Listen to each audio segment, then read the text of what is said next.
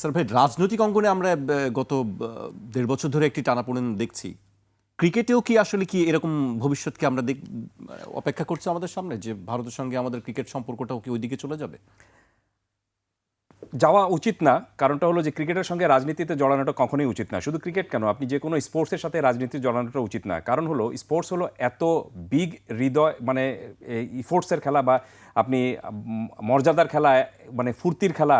এবং এটা ধরেন আপনি ভাই যেভাবে বললেন, যেটা যুদ্ধ থামিয়ে দেয়, দুই বৈরী দেশকে এক করে দেয়।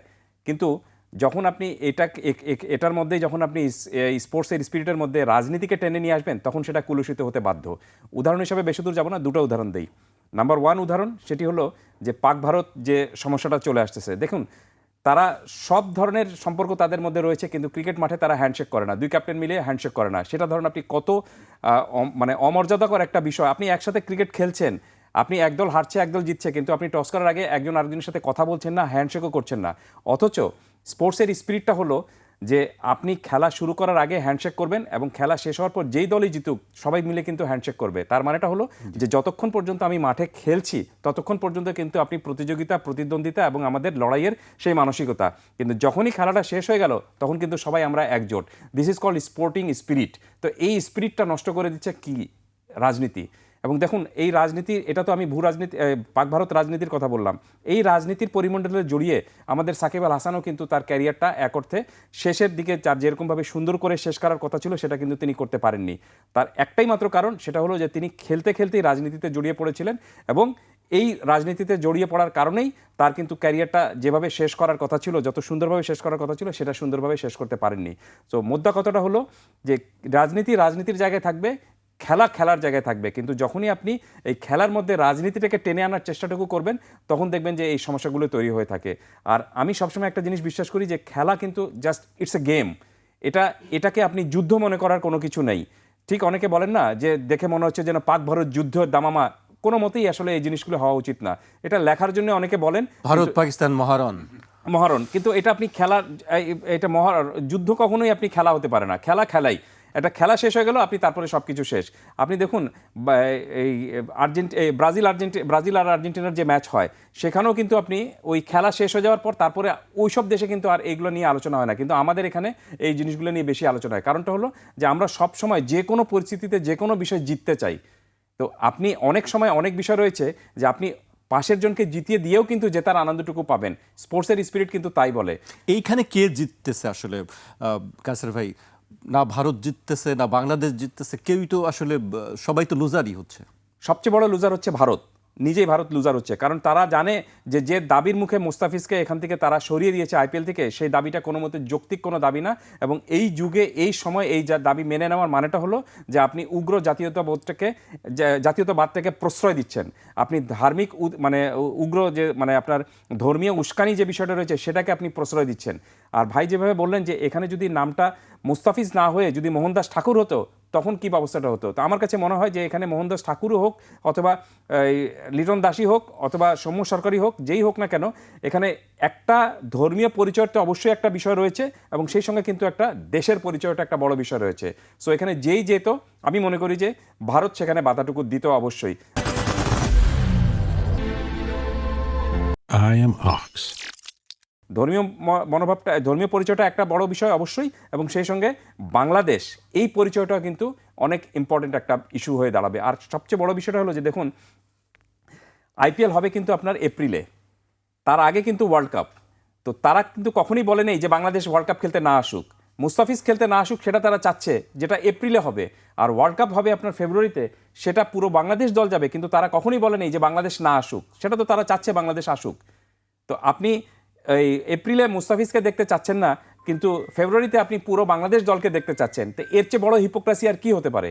সো প্রবলেমটা ভারত তৈরি করেছে, এবং তারা এই উস্কানিমূলক যে বিষয়টা রয়েছে, যে ধর্মীয় এক ধরনের উস্কানি যারা দিচ্ছেন, এবং যারা উগ্র জাতীয়তাবাদটাকে প্রশ্রয় দিচ্ছেন, তাদের কাছে, তাদের দাবির কাছে নতজানু হওয়ার কারণেই কিন্তু ভারতীয় দল আজকে ভারত সরকার কিন্তু এই সিদ্ধান্তটা নিয়েছে। আর অনেকে বলছেন যে কী কারণে মুস্তাফিজকে মানা করা হয়েছে সেটা এখন পর্যন্ত ভারত আনুষ্ঠানিকভাবে জানায়নি। ভাই, এটা আনুষ্ঠানিকভাবে জানানোর কিছু নেই তো, কারণ আপনি যখন স্লোগান হচ্ছে, মিছিল হচ্ছে যে বাংলাদেশ থেকে যদি মুস্তাফিজ এখানে খেলতে আসে তাহলে ইডেনের পিচ খুঁড়ে ফেলা হবে, গ্যালারি জ্বালিয়ে দেওয়া হবে, স্টেডিয়াম পুড়িয়ে দেওয়া হবে, এরপর কি আপনি আর বলার অপেক্ষা রাখে যে কেন মুস্তাফিজকে তারা খেলতে মানা করছে? তার মানেটা হলো যে সেই সময় যে অনিরাপদ একটা পরিস্থিতি তৈরি হবে, সেই অনিরাপদ পরিস্থিতিকে সামাল দেওয়ার মতো এখতিয়ার ভারত সরকারের নেই বলেই তারা মুস্তাফিজকে যাতে এই টুর্নামেন্টে খেলতে না আসেন এই কারণে বিসিসিআইকে জানিয়েছে, এবং বিসিসিআই সেটা ভারত আপনার কেকেআরকে জানিয়েছে। সো প্রবলেমটা এক জায়গায়, সেটা হলো যে ক্রিকেট খেলার মতো ভারত এখন পর্যন্ত নিরাপদ কিনা সেই প্রসঙ্গটা যে বাংলাদেশ তুলেছে, আমি মনে করি একেবারে পারফেক্ট একটা প্রসঙ্গ তুলেছে। নাও বল এখন আইসিসির কোর্টে, আইসিসিকে একটা সিদ্ধান্ত অবশ্যই জানাতে হবে। তবে প্রবলেমটা হলো যে আইসিসি যারা চালান তাদের ম্যাক্সিমাম কিন্তু ভারতীয়। কিন্তু প্রবলেমটা হলো যে আপনি এই সমস্যার সমাধান না করে বেশি দিন সামনে বাড়তে পারবেন না, আর বাংলাদেশকে আপনি বাধ্য করতে পারবেন না যে ভারতে গিয়েই তাদেরকে খেলতে হবে। কারণ এখানে আইসিসির একটা রুলসে দেওয়া আছে যে নিরাপত্তার কথা যদি মানে সংশ্লিষ্ট দেশ যদি মনে করে যে নিরাপত্তার ইস্যুটা যদি সংশ্লিষ্ট দেশ মনে করে যে যথেষ্ট না, তাহলে তারা এই টুর্নামেন্টে বা ওই জায়গায় না তারা নাই আসতে পারে। এবং বাংলাদেশ দল সেটা, বাংলাদেশ ক্রিকেট বোর্ড সেটা জানিয়েছে, এবং বাংলাদেশ ক্রিকেট বোর্ড সেটা জানিয়ে দিয়ে বলে দিয়েছে যে আমরা টুর্নামেন্টে খেলতে চাই, তবে নিরপেক্ষ ভেন্যুতে, যেখানে আমাদের নিরাপত্তা নিয়ে অন্য কোনো চিন্তা করতে হবে না। সৈকতের অবস্থা কি? আমরা জানি যে ওয়ার্ল্ড কাপে তার আম্পায়ারিং এর কথা আছে, সেখানে কি তিনিও কি আসলে যাবেন নাকি যাবেন না? না, তিনি এলিট প্যানেলের আম্পায়ার, এখন পর্যন্ত কনফার্ম হয়নি যে তিনি এই টুর্নামেন্ট করবেন কিনা। তবে যেহেতু এলিট প্যানেলের আম্পায়ার, তিনি অবশ্যই তার মানে সেই মর্যাদার দিক থেকে এই টুর্নামেন্টে তার অবশ্যই তার পাওয়ার কথা। প্রশ্নটা হলো যে তিনি ভিসা পাবেন কিনা। যদিও তার অস্ট্রেলিয়ান পাসপোর্ট রয়েছে, কিন্তু তিনি বাংলাদেশ থেকে ভিসা যদি নিতে চান তাহলে সেই ভিসাটা পাবেন কিনা সেটাও একটা বিষয় রয়েছে। দর্শক বা সাংবাদিক, যারা সংবাদকর্মী আছেন, তাদের ক্ষেত্রে কি হবে? একই অবস্থা, একই সমস্যা। তো আপনি তো কোনো জায়গা থেকে তো ভিসা হচ্ছে না। যেমন আপনি আমাকেই জিজ্ঞেস করুন, আমি কিন্তু এই ওয়ার্ল্ড কাপের জন্য অ্যাক্রেডিটেশন করেছি, এখনো অ্যাক্রেডিটেশনের আপনার অ্যাপ্রুভমেন্টটা আসেনি, তবে অবশ্যই আসবে, আমি জানি এটা, কারণ আমি 2007 সাল থেকে সবগুলো ওয়ার্ল্ড কাপ করে এসেছি। সো আমার অ্যাক্রেডিটেশন আইসিসি কখনোই আটকাবে না বা কোন সমস্যা তৈরি করবে না। দুশ্চিন্তা এক জায়গায়, ভিসা পাবো কিনা বা ইন্ডিয়ান ভিসা পাবো কিনা। তো এই সমস্যাগুলি, এবং আমি একটু পিছনে ফিরে যাচ্ছি, আপনি দেখবেন যে 2011 সালে যে ওয়ার্ল্ড কাপ হয়েছিল, যেটা বাংলাদেশেও যেটার পার্ট ছিল, বাংলাদেশে বিশ্বকাপটা হয়েছিল, শ্রীলঙ্কায় হয়েছিল এবং ইন্ডিয়ায় হয়েছিল। সেই বিশ্বকাপে 2011 বিশ্বকাপে বাংলাদেশ থেকে যেসব সাংবাদিকরা ওয়ার্ল্ড কাপ কভার করতে গিয়েছিলেন, তারা মুম্বাইতে গিয়ে কিন্তু অনেক সাংবাদিক হোটেল পাচ্ছিলেন না, তাদেরকে বাংলাদেশি বলে কিন্তু হোটেল দেওয়া হচ্ছিল না। এবং অনেকে যখন হোটেলটা পেয়েছিলেন তখন তাদেরকে রাত্রে 3টার সময় এসে হোটেলের দরজা নক করে কিন্তু পুলিশ পাসপোর্ট চেক করেছে।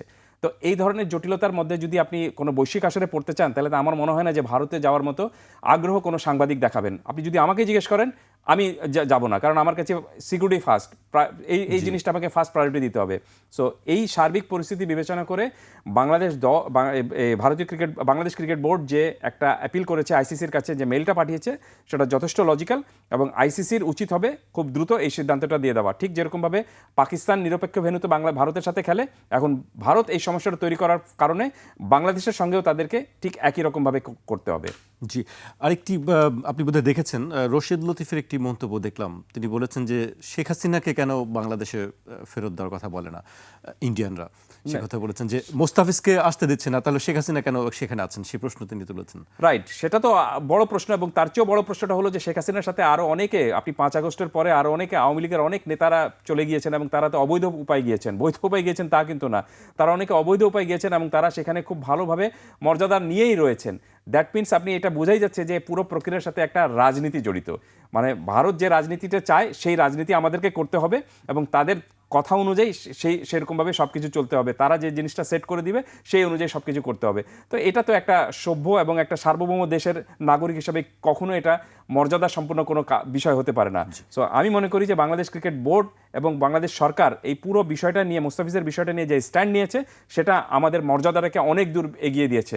এই মর্যাদাটাই হলো আসল জিনিস। আপনি একটা বিশ্বকাপে যদি না খেলেন, তাতে আমি মনে করি না যে অনেক বড় কোনো কিছু হারিয়ে যাবে বা কিছু চলে যাবে, কিন্তু যখনই when you lost your dignity, আপনি যখন মর্যাদা হারিয়ে ফেলবেন, তখন সেটা কিন্তু উদ্ধার করা সম্ভব হয় না। এই কারণে আমি মনে করি যে বাংলাদেশ ক্রিকেট বোর্ড যে সিদ্ধান্ত নিয়েছে এবং সরকারের যে পরামর্শটা সরকার দিয়েছে, এই সব কিছুই খুবই লজিক্যাল, এবং এখানে আবেগজনিতভাবে কোনো সিদ্ধান্ত বাংলাদেশ নেয়নি, সেটা তারা নিয়েছে খুবই বাস্তব চিন্তা করে এবং এই সিদ্ধান্তে এখন বাংলাদেশ দলকে স্ট্রিক্ট থাকতে হবে, কারণ আপনি যখন একবার শিরদাঁড়া সোজা করে দাঁড়িয়েছেন আপনাকে সোজা হয়ে দাঁড়াতে হবে, আর নতজানু হওয়া যাবে না।